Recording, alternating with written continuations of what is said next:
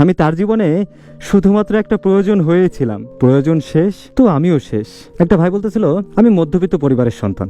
বাবা মারা যাওয়ার পরে ফ্যামিলির অবস্থা অনেক খারাপ হয়ে যায়। আমি সব থেকে বড় সন্তান। আমি তখন সিদ্ধান্ত নেই পরিবার সামলানোর জন্য, পরিবারের সকল খরচ মেটানোর জন্য সব দায়ভার আমার কাঁধে নিতে হয়। তখন পড়ালেখাটা বাদ দিয়ে দিই। বাবার রেখে যাওয়া কিছু জমি জমা বিক্রি করে বাড়ি জমায় প্রবাসে আমি সৌদি চলে আসি।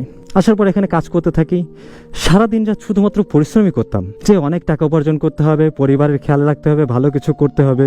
মাথায় নানান রকমের টেনশন কাজ করতো। আস্তে আস্তে করে পরিবারও আগের মতো সচ্ছল হয়ে উঠলো। তো হঠাৎই একদিন মেসেঞ্জারে একটা মেয়ের সাথে আমার পরিচয় হলো। কথা বলতে বলতে জানতে পারলাম যে আমাদের পাশের গ্রামেই ওদের বাড়ি। আস্তে আস্তে কথা বলতে বলতে আমি ওর মায়া জড়িয়ে পড়লাম। একটা সময়ের পরে আমি ওর সাথে কথা না বলে থাকতে পারতাম না। ওর সাথে কথা না হলেই পাগলের মতো করতাম। সারাটা রাত অনলাইনে বসে থাকতাম যে কখনো লাইনে আসবে, কখন ওর সাথে কথা হবে। তারপরে ওকে মনের কথা বললাম, ও রাজি হয়ে গেল।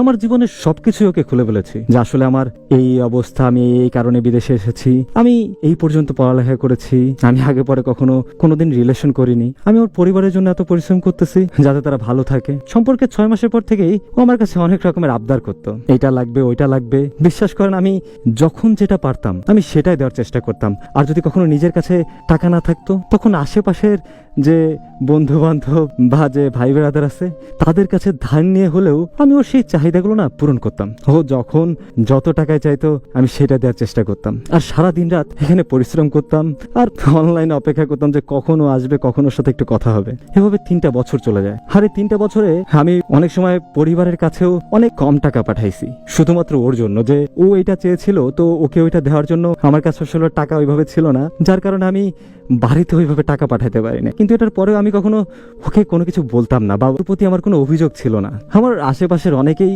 বলতো যে এই মেয়ে শুধুমাত্র তোর কাছে টাকার জন্য তোর সাথে কথা বলতেছে, তুই যখন টাকা দেওয়া বন্ধ করবি বা তুই যখন ওর চাওয়া পাওয়া পূরণ করবি না, তখন ও তোর সাথে কথা বলবে না। আমি তখন সবাই বলতাম যে আরে না রে, ও আমাকে মন থেকে ভালোবাসে। 3টা বছরের পরে যখন আমি ওকে বিয়ের জন্য বললাম আমি দেশে আসতেছি, তারপর আমরা বিয়ে করে ফেলি, তখন ও মুখের উপরে বলে দিল যে আমি তোমাকে বিয়ে করতে পারবো না। আমি বললাম কেন বিয়ে করতে পারবে না, তাহলে এতদিন কেন আমার সাথে কথা বলেছিলে? তখন ও বললো যে তোমারও সময় কাটতেছিল না আর আমারও সময় কাটতেছিল না, এজন্যই দুজন কথা বলতাম, ভালো লাগতো কথা বলতে, এজন্য কথা বলতাম। এখন এটার জন্য তার বিয়ে করতে পারবো না। আমার পরিবার যাকে পছন্দ করবে আমি তাকেই বিয়ে করবো। আমার তোমাকে বিয়ে করা সম্ভব না, তোমার বাবা নেই, তুমি বাইরে থাকো, আর যে টাকা পয়সা ইনকাম করো এটা দিয়ে আসলে আমার চাহিদা পূরণ হবে না, আমি কখনো তোমার এই ইনকামে সুখে থাকতে পারবো না। তখন আমি বললাম যে আমি আর অনেক বেশি টাকা উপার্জন করার চেষ্টা করবো, তবু তুমি আমাকে ছেড়ে যেও না। কিন্তু ও বললো যে না, তুমি যদি চাও আমরা যেভাবে কথা বলতেছিলাম সেভাবে কথা বলতে পারি, কিন্তু আমাদের সম্পর্ক থেকে কখনো বিয়ে করা এটা সম্ভব না। আমি যখন অনেক প্রেশারাইজড করলাম যে আমাকে বিয়ে করতে হবে, কেন করবা না আমাকে বিয়ে, ও তখন আমাকে ব্লক করে দেয়। ওর আবদার মেটাতে গিয়ে